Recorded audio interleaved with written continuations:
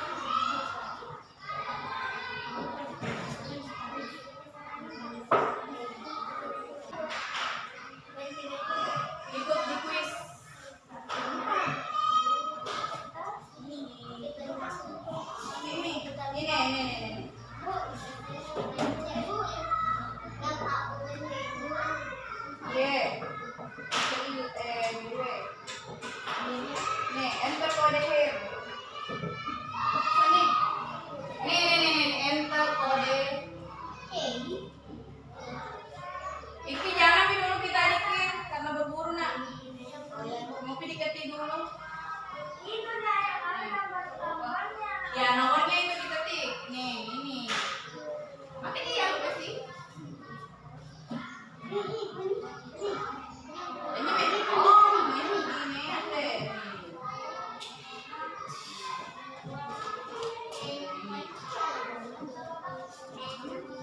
Ya, silakan diketik nomornya. 16295332. Sudah?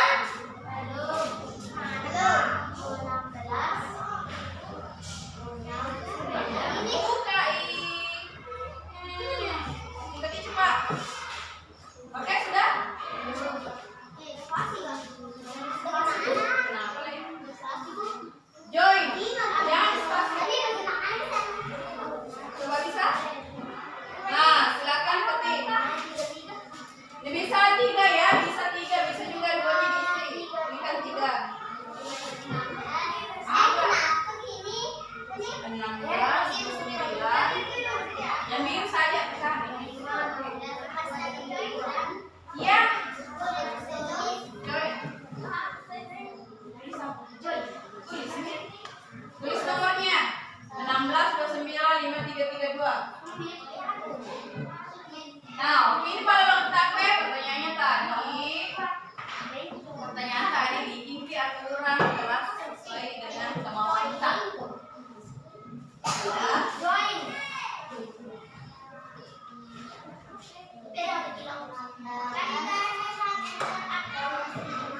Oke?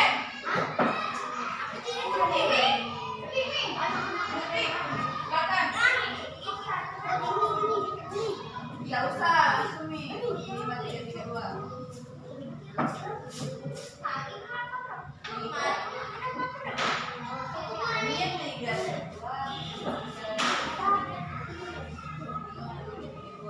Joy.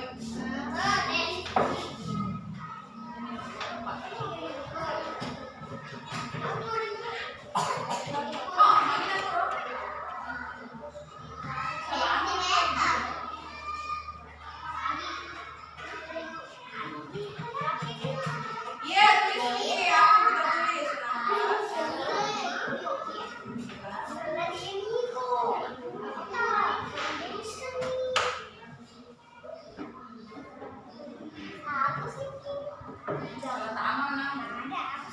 Tulis nih ya, saling menolong, apalagi? Jangan buang sampah di sembarangan. Jangan bilang jangan buang sampah di tempatnya. Oke, itu mau ada.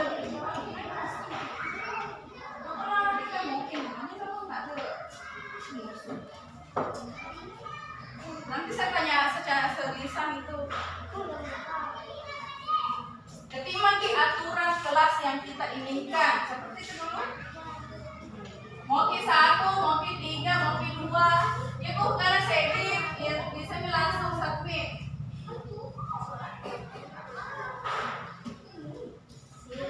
Kenapa? Sudah? Kalau setelah tadi kita lakukan menuliskan aturan yang kita maui, sekarang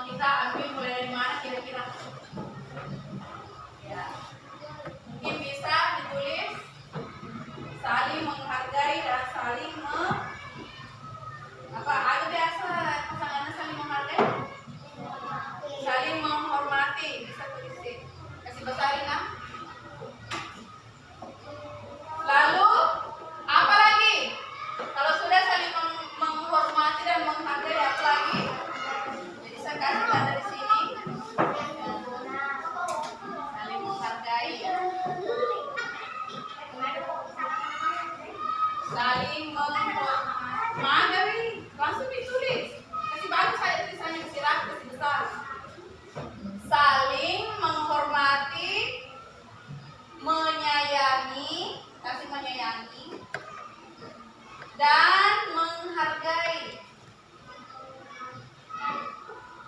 Oke. Lalu selanjutnya apa kira-kira? Menjaga kerukunan. Coba yang mau tulis di oke, kasih besar tulisannya lah supaya bisa dibaca dari jauh.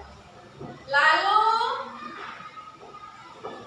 jadi menjaga kerukunan itu termasuk di dalamnya tidak membuli, tidak bertengkar. Apa lagi? Nih, saling menolong.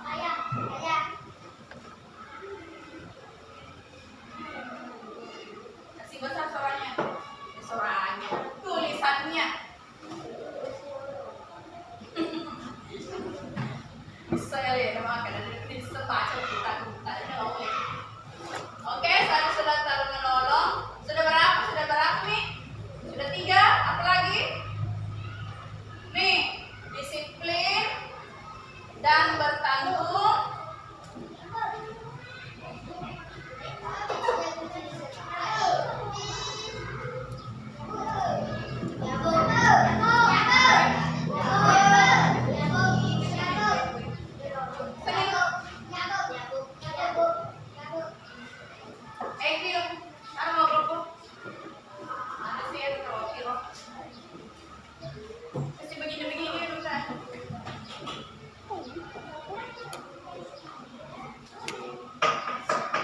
Lalu selanjutnya sudah berapa nih? Oh, sudah 4 ya, 4 nih. Apa lagi? Saling menghormati, menyayangi dan menghargai, menjaga kerukunan, disiplin dan bertanggung jawab. Apa lagi tadi? Apa lagi? Disiplin dan sudah nih. Apa lagi?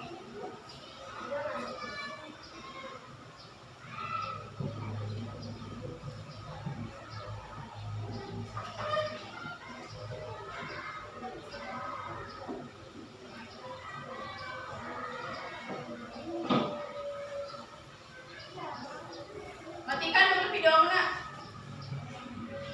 Selesai ya, silakan. Siapa yang ingin menempel di atas? Saya. Wah, ini nama keteningin pertama dulu Mumi. Apa di sini Mumi? Sini kita supaya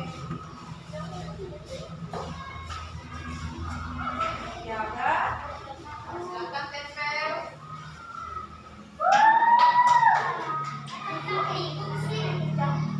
Lalu silakan duduk.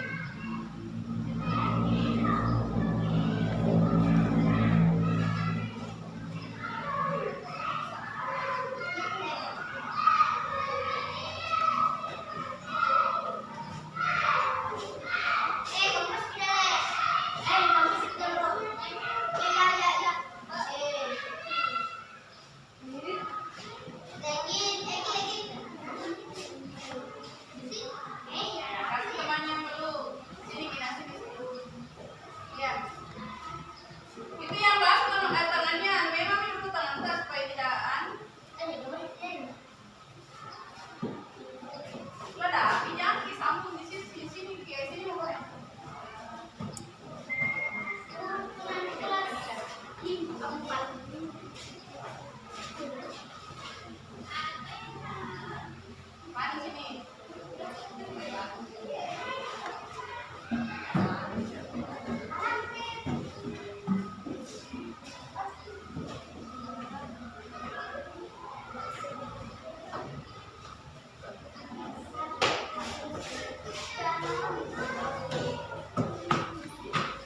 Iki sini juga, Iki. Sini. Mami dia mau narik Tina. Tunggu. Sini Ki.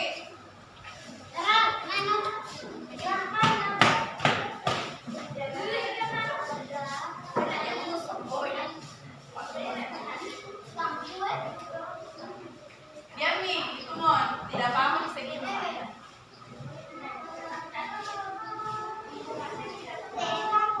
Entong kok naik. Ini nak buat kita tuh.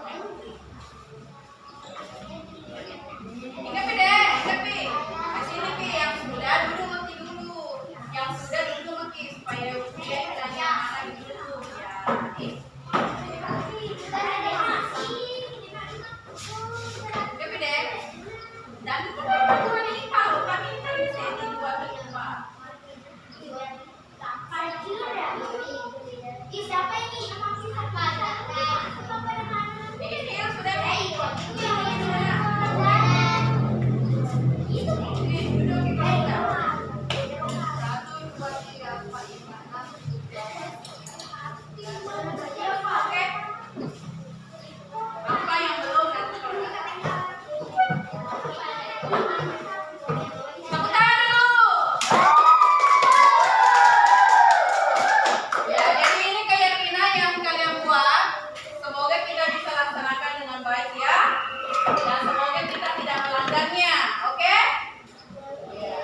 Oke, kalau begitu, wassalamualaikum warahmatullahi wabarakatuh. Silakan tunggu waktu istirahat.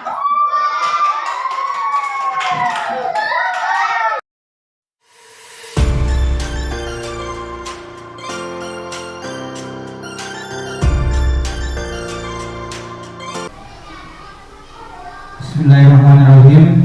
Assalamualaikum warahmatullahi wabarakatuh.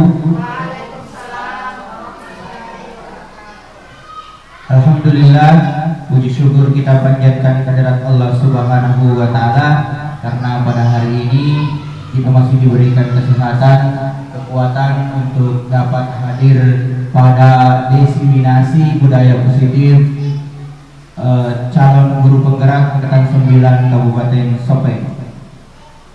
Salawat serta salam kita kirimkan kepada Nabi Muhammad Sallallahu Alaihi Wasallam, Nabi yang merupakan uswatun hasanah bagi kita semua.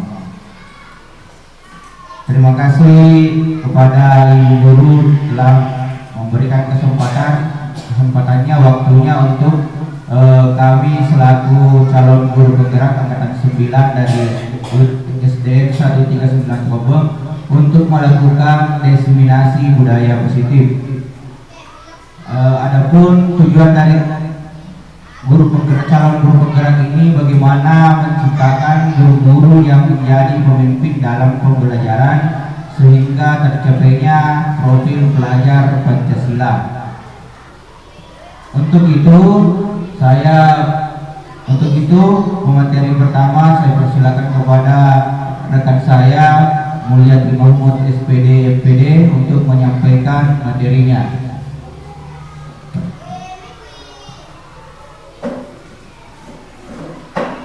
Jadi assalamualaikum warahmatullahi wabarakatuh.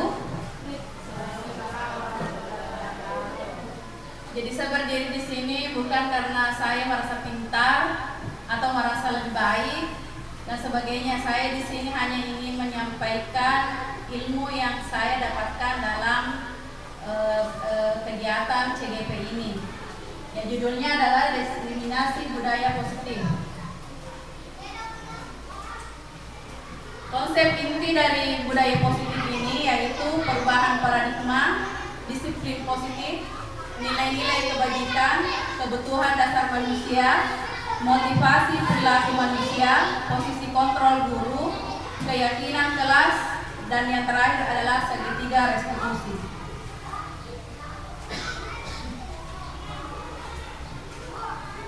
Jadi di sini pembelajaran dengan paradigma baru mungkin kita sudah selalu menerapkan ini profil pelajar Pancasila. Pembelajaran dengan paradigma baru merupakan pembelajaran yang dirancang berdasarkan prinsip pembelajaran berdiferensiasi sehingga para peserta didik belajar sesuai kebutuhannya berdasarkan tahap perkembangan sesuai teori psikologi modern untuk mewujudkan profil pelajar Pancasila. Miskonsepsi tentang teori kontrol. Ilusi guru mengontrol murid. Ilusi bahwa semua penguatan positif dan bermanfaat. Ilusi bahwa kritik dan membuat rasa bersalah mampu menguatkan karakter. Serta ilusi bahwa orang dewasa berhak memaksa. Mengubah paradigma stimulus respon ke pendekatan teori kontrol. Dulu stimulus respon kita mencoba mengubah agar orang berpandangan sama dengan kita, tapi di teori kontrol justru kita berusaha memahami pandangan orang lain tentang dunia. Bila di stimulus respon perilaku buruk dilihat sebagai bentuk suatu kesalahan, sedangkan di teori kontrol semua perilaku memiliki tujuan. Di stimulus respon orang lain bisa mengontrol saya, sedangkan di teori kontrol hanya Anda yang bisa mengontrol diri Anda. Di stimulus respon saya bisa mengontrol orang lain. Di teori kontrol Anda tidak bisa mengontrol orang lain. Di stimulus respon, pemaksaan ada pada saat bujukan gagal. Sedangkan di teori kontrol, kolaborasi dan konsensus menciptakan pilihan-pilihan baru. Di stimulus respon, model berpikir menang atau kalah. Sedangkan di teori kontrol, berpikir menang dan menang. Disiplin positif. Kalau disiplin sudah biasa kita terapkan, tapi disiplin positif mungkin hal baru bagi kita. Disiplin positif berasal dari kata disiplina yang artinya belajar. Disiplin mengacu pada disiplin diri yang memiliki tanggung jawab terhadap apa dilakukannya berdasarkan nilai-nilai yang diyakini. Sedangkan disiplin positif merupakan salah satu cara penerapan disiplin yang bertujuan untuk menumbuhkan kesadaran serta memberdayakan peserta didik tanpa imbalan, penghargaan atau reward, ancaman atau hukuman. Jadi di sini sebagai pendidik tujuan kita adalah menciptakan peserta didik yang memiliki disiplin diri sehingga mereka berperilaku mengacu kepada nilai-nilai kebajikan universal dan memiliki motivasi intrinsik dan perubahan perilaku ke arah yang lebih baik. Tentang nilai-nilai kebajikan.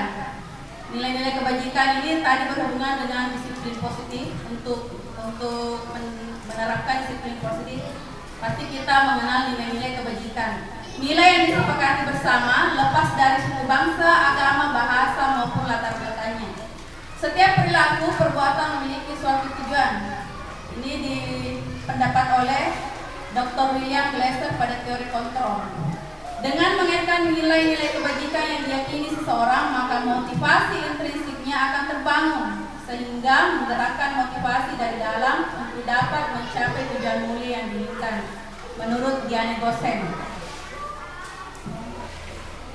nilai-nilai kebajikan yang ingin dicapai setiap anak kita kenal dengan profil pelajar Pancasila. Yang pertama, beriman, bertakwa kepada Tuhan Yang Maha Esa dan berakhlak mulia. Mandiri, bernalar kritis, berkebinekaan global, bergotong royong, dan kreatif. Nilai yang disepakati bersama lepas dari suku bangsa, bahasa maupun latar belakangnya. Untuk mencapai itu kita dulu harus mengetahui kebutuhan dasar manusia. Kebutuhan dasar manusia adalah segala sesuatu yang kita lakukan untuk mendapatkan apa yang kita inginkan. Seluruh tindakan yang kita lakukan memiliki tujuan tertentu dan semua usaha terbaik yang kita lakukan adalah dalam rangka agar kebutuhan dasar kita terpenuhi dengan baik. dasar manusia. Yang pertama, bertahan hidup, yaitu makanan, pakaian, keamanan, kesehatan. Yang kedua, kasih sayang dan rasa ingin diterima. Rasa diterima, dipedulikan, berbagi, kerjasama, menjadi bagian dalam kelompok. Yang ketiga, penguasaan, yaitu harga diri, keinginan untuk dianggap, memimpin, berprestasi, diakui dan didengar. Yang keempat, kebebasan, mandiri, memiliki pilihan, mencoba hal baru. Dan yang terakhir adalah kesenangan, yaitu bermain, humor, dan tertawa. Nah, motivasi perilaku manusia. Untuk menghindari ketidaknyamanan, itu disebut motivasi ekstrinsik. Motivasi dibagi dua, ekstrinsik dan intrinsik. Ekstrinsik berarti dari luar diri kita, sedangkan intrinsik berarti dari dalam. Yang kedua ini motivasi intrinsik adalah untuk mendapat imbalan atau penghargaan dari orang lain. Dan yang ketiga inilah yang dibutuhkan adalah untuk menjadi orang yang mereka inginkan dan menghargai diri sendiri dengan nilai-nilai yang mereka percaya. Di sini ada 3 mungkin yang sering kita lakukan sebagai guru. Yang pertama adalah hukuman. Hukuman ciri-cirinya itu tidak terencana atau tiba-tiba. Murid tidak tahu apa yang akan terjadi dan tidak dilibatkan, bersifat satu arah, serta hukuman berupa fisik atau psikis. Lalu yang kedua, konsekuensi. Konsekuensi ini terencana atau telah disepakati bersama siswa. Murid tetap dibuat tidak nyaman. Yang terakhir, sikap guru selalu memonitor siswa. Yang terakhir yang diperkenalkan di sini adalah restitusi, yaitu proses menciptakan kondisi bagi murid untuk memperbaiki kesalahan dan proses kolaboratif yang mengajarkan murid untuk mencari solusi sendiri. Di sini ada 5 posisi kontrol guru, yaitu penghukum, pembuat merasa bersalah, teman, pemantau, dan manajer. Untuk penjelasan selanjutnya saya serahkan kepada Pak Asri untuk melanjutkan. Terima kasih atas perhatiannya. Wassalamualaikum warahmatullahi wabarakatuh.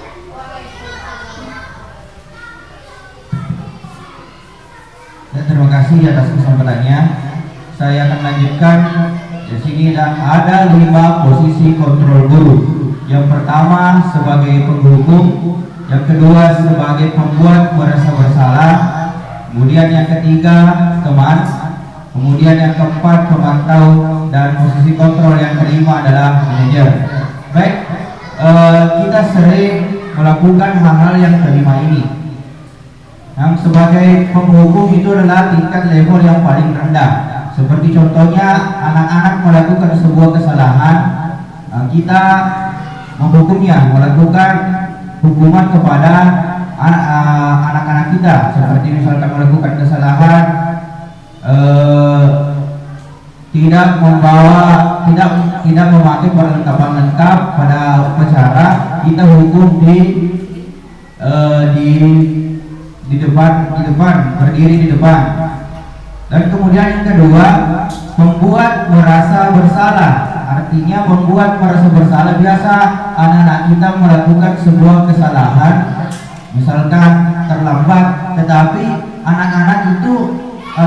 kita melakukan sehingga anak-anak itu merasa bersalah. Seperti contohnya biasa seperti ini, anak-anak harus melakukan sebuah kesalahan, selalu terlambat ke sekolah. Jadi kita sebagai guru bertindak sebagai pembuat merasa bersalah. Kita sampaikan kepada anak-anak bahwa aja nak tuh terlambat pak, iya tuh tahukah aku ke sekolah, iya tuh ini ciri ke sekolah.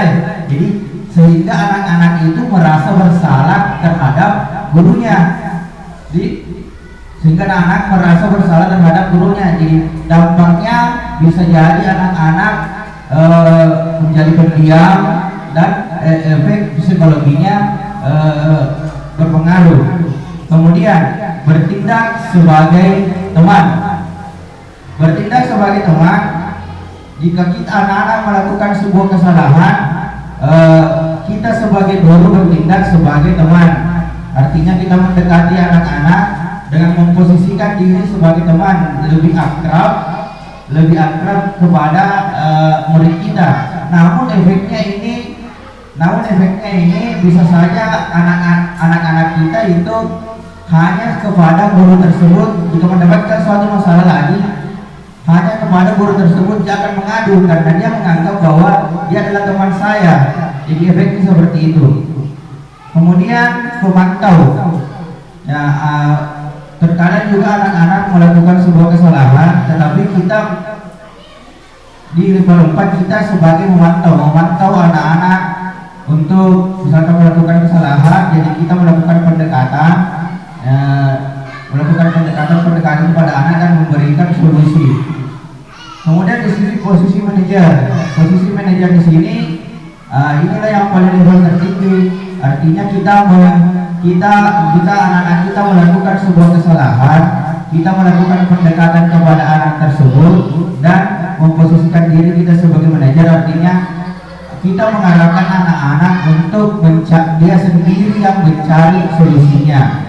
Sebagai contoh, jika anak-anak sering melakukan tidak berpakaian lengkap pada saat upacara, kita sebagai guru, kita sebagai manajer menanyakan kepada anak tersebut bahwa kenapa anakku tidak memakai topi misalkan, bagaimana solusinya untuk minggu depan. Jadi artinya kita memanage anak, memberikan dia sendiri yang mencari solusinya, meyakinkan anak bahwa misalkan jadi bagaimana anak pada saat minggu depan tidak membawa lagi tidak memakai topi, tidak memakai dasi. Jadi anak-anak yang berpikir sendiri mencari solusi itu. Misalkan anak-anak dihukum, jadi dia sendiri yang minta hukuman, bukan kita sebagai guru yang memberi hukuman, tapi dia sendiri yang meminta untuk dihukum. Nah, seperti ini ada sebuah ilustrasi dari posisi 5 ke sisi kontrol sebagai guru.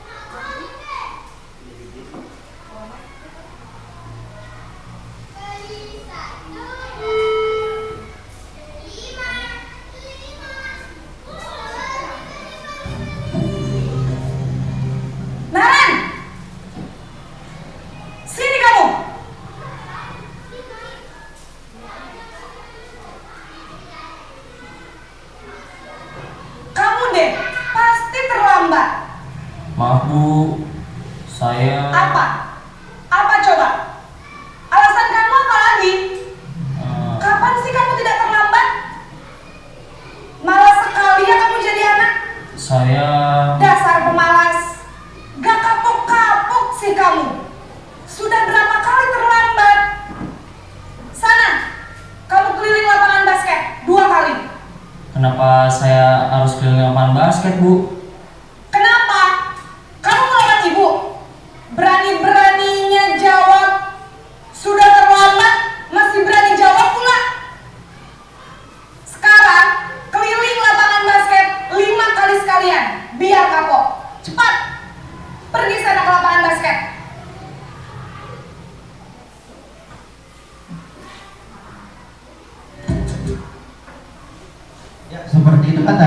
contoh guru memposisikan dirinya sebagai penghukum. Artinya pada saat anak-anak melakukan keterlambatan disuruh keliling lapangan. Itu contoh penghukum.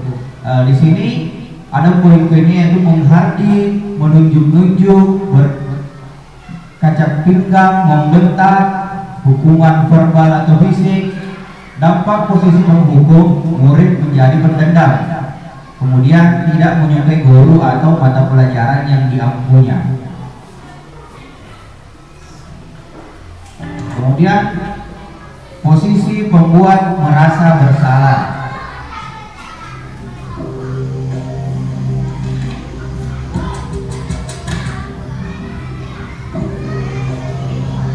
Naren,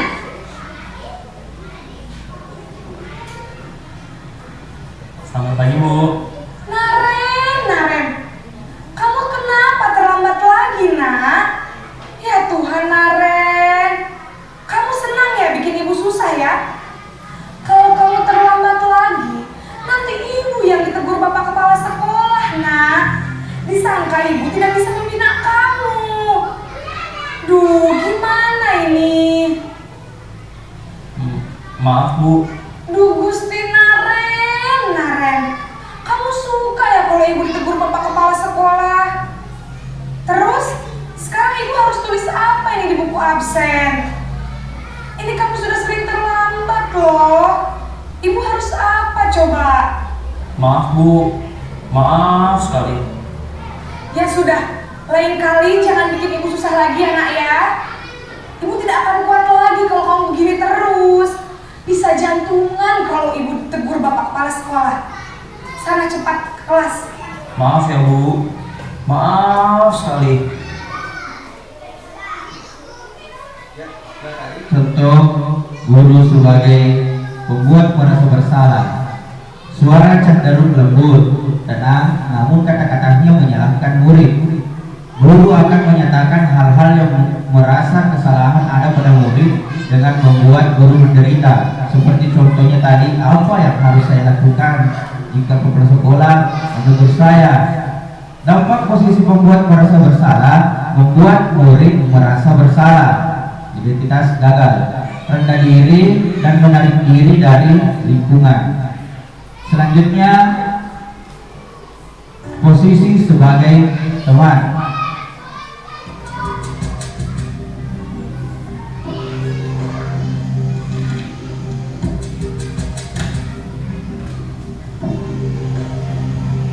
Naren,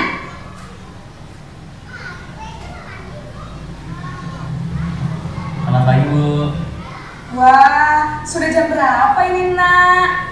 Terlambat lagi ya sayang. Iya, Bu. Habis ibu saya lupa membangunkan saya, Bu. Kamu malah menyalahkan ibu kamu. Kamu bukannya anak yang larinya paling kencang. Kok terlambat sih? Iya, Bu. Saya memang terlambat bangun tadi. Jadi, biarpun saya lari kencang, tetap gak kekejar, Bu. Ya sudah sana. Nanti lain kali larinya lebih kencang lagi ya. Biar gak terlambat lagi. Bikin senang ibu. Demi ibu. Bisa kan? Bisa lah, Bu. Ya sudah sana masuk kelas. Ibu beresin urusan absen kamu. Kamu ini ada-ada saja. Ya, itulah tadi guru sebagai posisi teman. Suara guru cenderung ramah, cenderung bersendagurau untuk menghangatkan suasana. Dampak posisi guru sebagai teman, murid akan bergantung kepada satu orang. Faktor ketergantungan. Ya, seperti yang saya bilang tadi, bahwa jika murid mengalami lagi suatu masalah, pasti larinya ke guru yang dianggapnya sebagai teman. Kemudian murid tidak mandiri dan tidak bisa berpikir untuk diri sendiri. Seperti poin pertama adalah murid tersebut merasa tergantung karena ada yang bisa mencarikan solusi jika anak tersebut melakukan sebuah kesalahan. Selanjutnya, posisi sebagai pemantau atau monitor.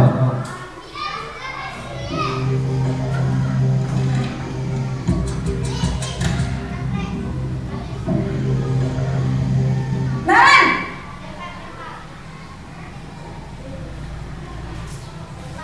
Selamat pagi, Bu. Naren, apa peraturan sekolah kita tentang jam berapa kita harus masuk sekolah, nak? Kita harus di sekolah jam 7, Bu. Iya betul, sekarang sudah jam 7.20. Naren sudah tahu konsekuensinya jika terlambat hadir. Paham, Bu. Saya harus tinggal kelas pas jam istirahat selama 20 menit. Iya benar, konsekuensinya demikian. Jadi nanti jam 9.30 pas istirahat, kamu harus tinggal di kelas, kerjakan tugas tambahan untuk ketertinggalan kamu, ya? Baik, Bu.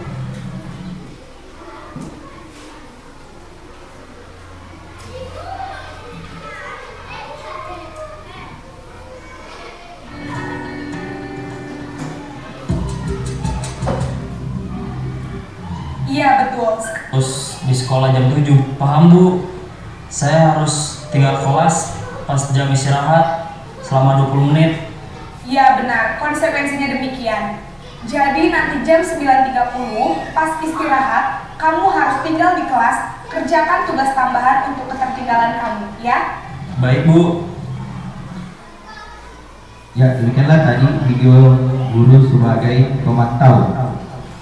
Posisi pemantau atau monitor, seorang pemantau akan bersuara datar, tidak emosional, tidak bersendegurau ataupun menggunakan suara tinggi.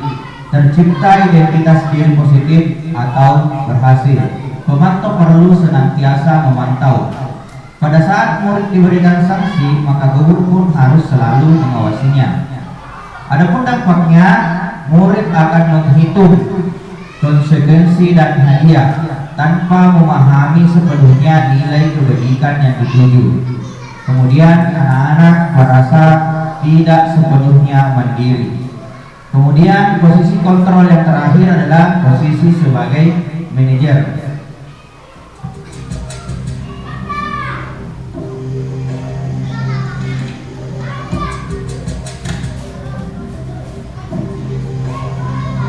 Naren!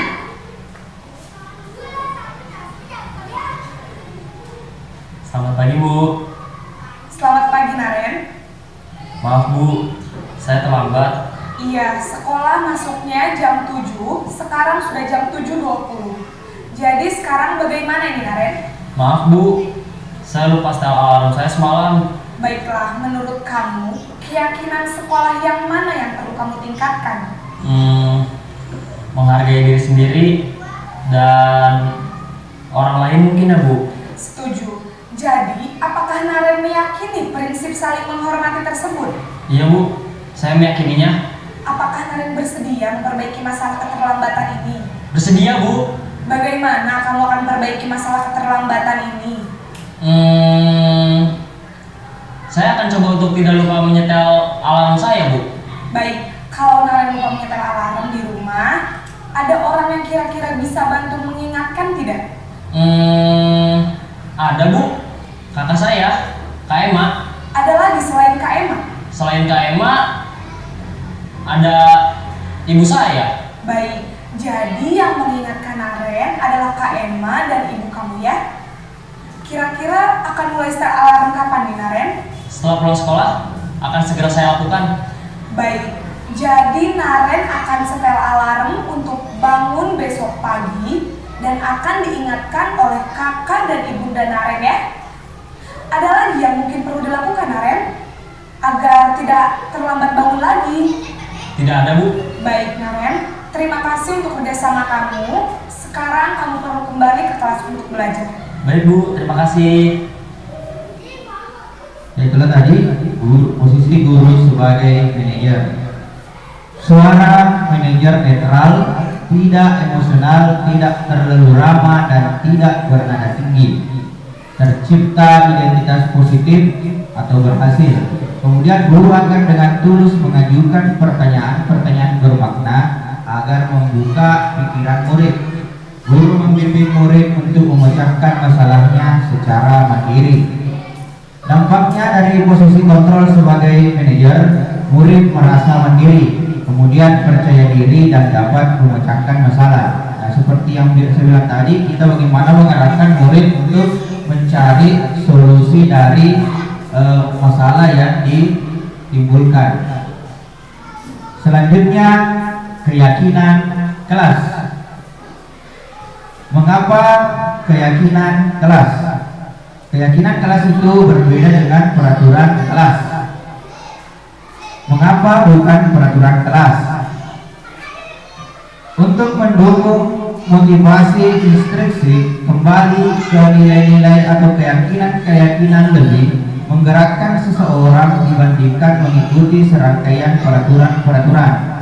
Keyakinan kelas seperti ini, sebagai contoh, sebagai ilustrasi, misalkan ada aturan sebagaimana kita ketahui bahwa dalam berkendara aturannya adalah memakai helm. Itu aturan, itu peraturan.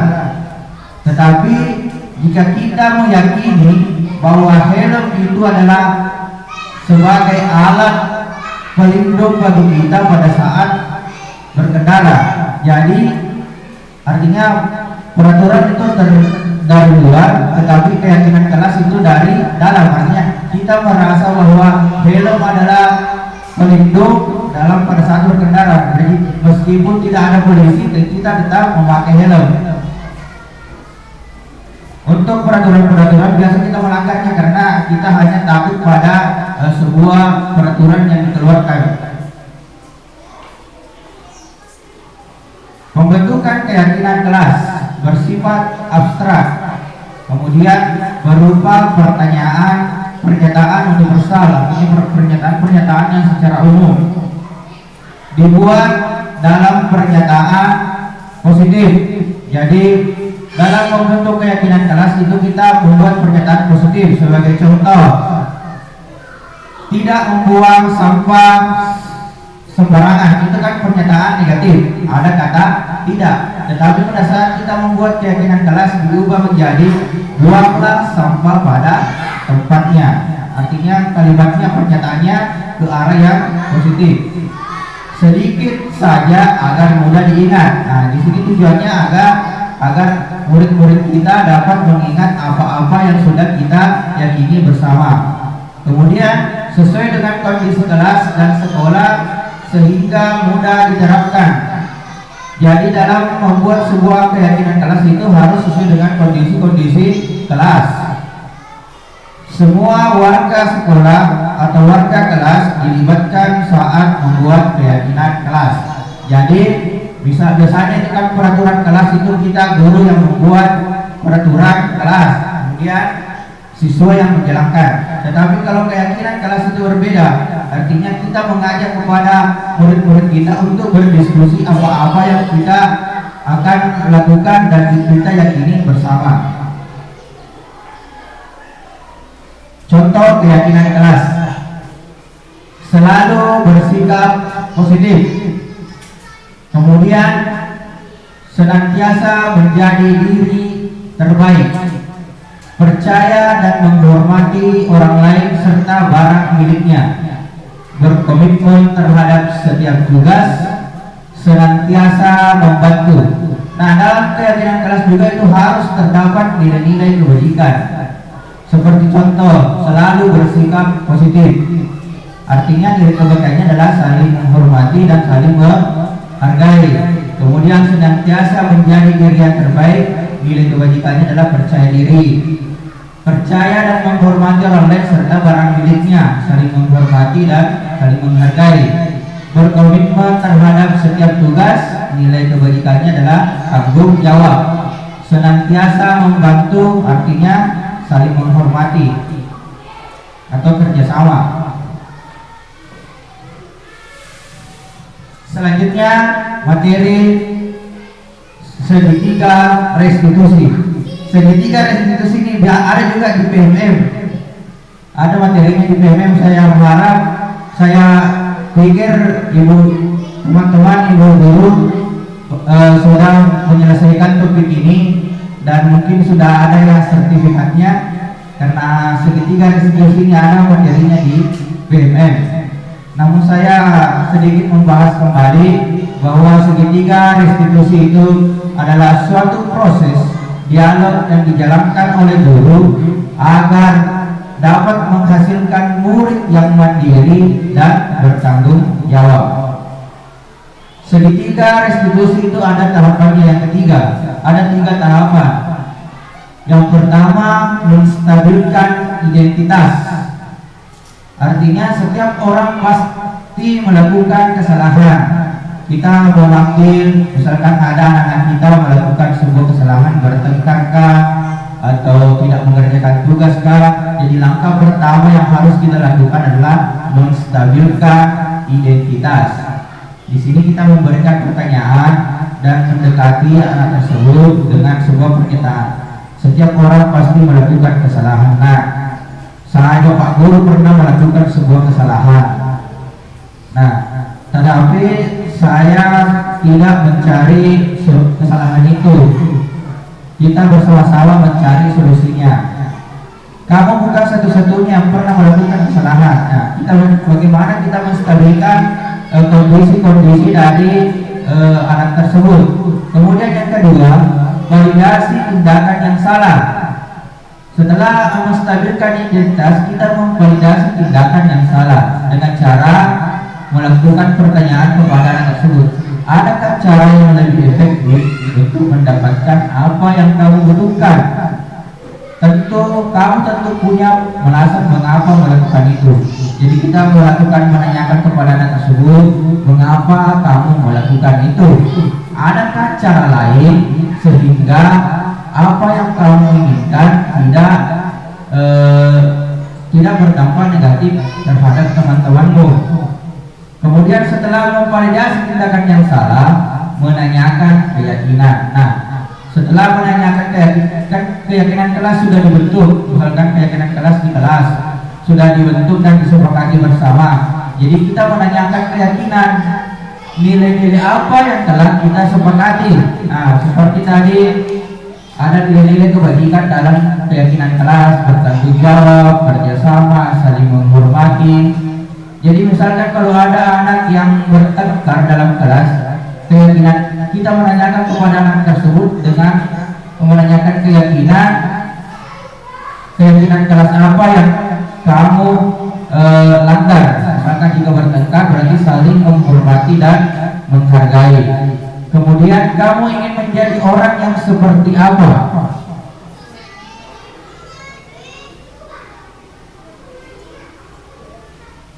Kamu ingin menjadi orang seperti apa? Kalau anak kita bertengkar, kita mengajak anak-anak untuk berpikir bahwa jika kamu bertengkar, kamu ingin menjadi seperti apa?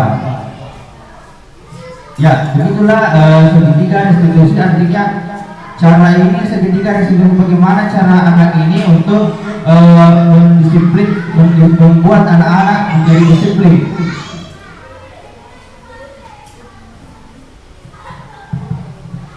Inilah proses 3 tahapan segitiga restitusi yang didasarkan pada teori kontrol. Seperti tadi, menstabilkan identitas. Kita semua akan melakukan hal terbaik jika kita melakukannya. Kemudian semua perilaku memiliki alasan dan menanyakan keyakinan. Kita semua memiliki motivasi internal.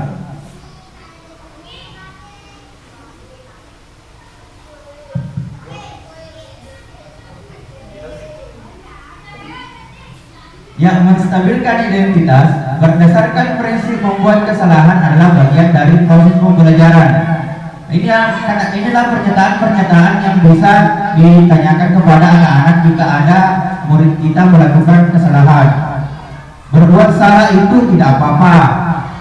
Tidak ada manusia yang sempurna. Bapak guru atau saya juga pernah melakukan kesalahan seperti itu. Kita bisa menyelesaikan ini. Bapak Ibu tidak tertarik mencari siapa yang salah. Ini kata bunyinya.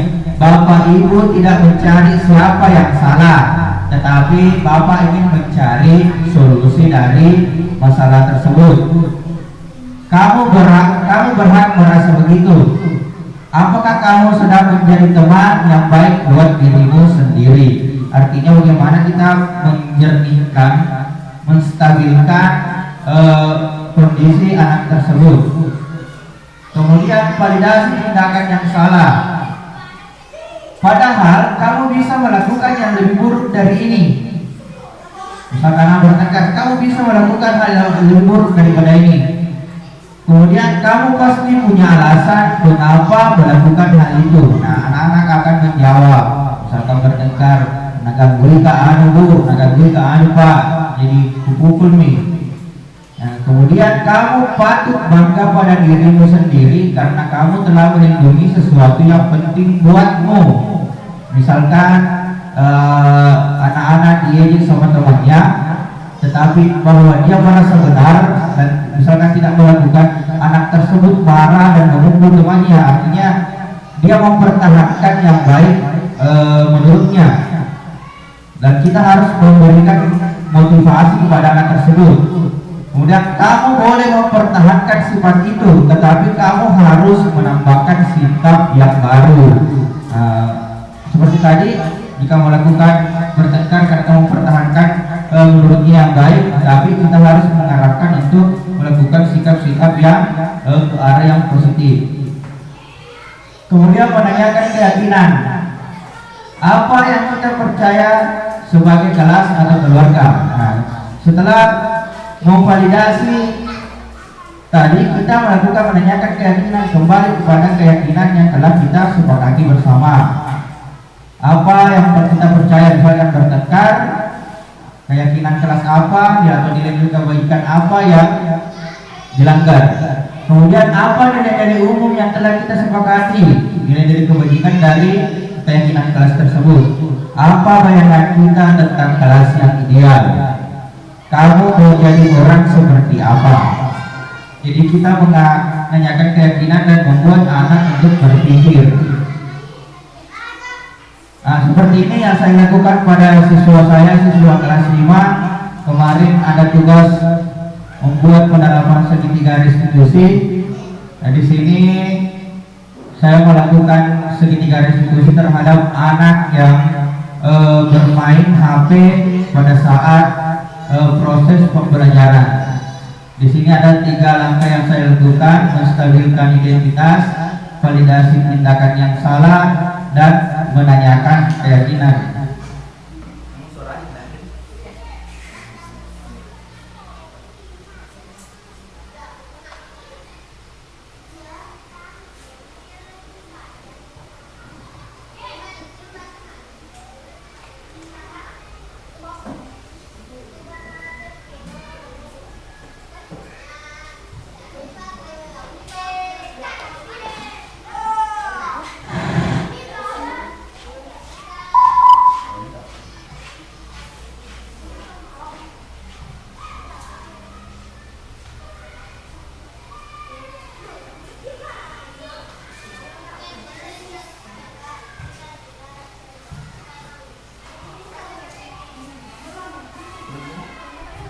Dan sebagai penutup, dalam penerapan program disiplin positif, hendaknya guru memiliki standar kepribadian profesional dan sosial yang baik, di mana guru mampu merefleksi dirinya dalam posisi kontrol saat ini, bagaimana perjalanan dirinya sebagai abang manajer yang menuntun murid-muridnya menjadi insan yang mandiri, merdeka, dan bertanggung jawab. Jadi begitulah bagaimana kita sebagai warga sekolah, sebagai pemimpin dalam pembelajaran, mengajak untuk bersama-sama bagaimana menerapkan program disiplin positif.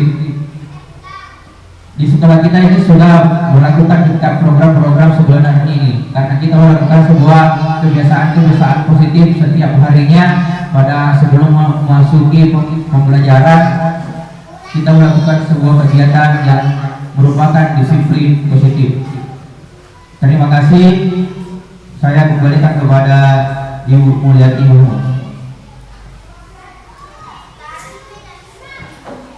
Jadi demikianlah tadi pemaparan kami sebagai guru calon penggerak Kabupaten Sope Angkatan 9 dari SDN 139 Kepedon. Jika ada teman yang ingin menyampaikan hal yang berkaitan dengan budaya positif ini atau ingin menanyakan, silahkan mengangkat tangan terlebih dahulu.